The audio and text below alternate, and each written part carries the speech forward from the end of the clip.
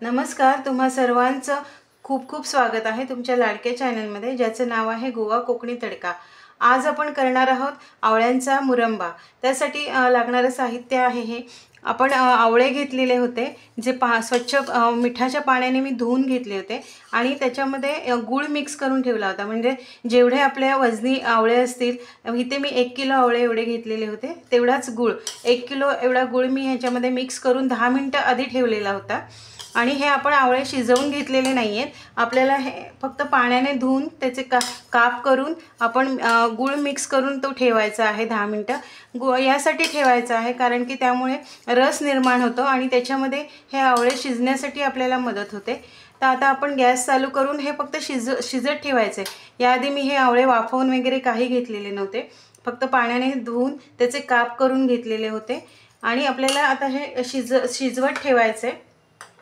आणि ह्याचे फोडी जेव्हा एकदम कडक होतील तेव्हा हे आपल्याला हा आपला मोरावळा तयार झाला असं आपण समजूया। आता यामध्ये हे शिजतानाच आपल्याला इथे थोडेसे दालचिनीचे हे तुकडे टाकले, दालचिनी आहे ही याच्यामध्ये मिक्स करायची आहे, यामुळे खूप छान अशी चव येते। त्यानंतर आपण यामध्ये असे हे आल्याचे काप करून टाकलेले आहेत, आलं सुद्धा खूप छान लागतं त्याच्यामध्ये।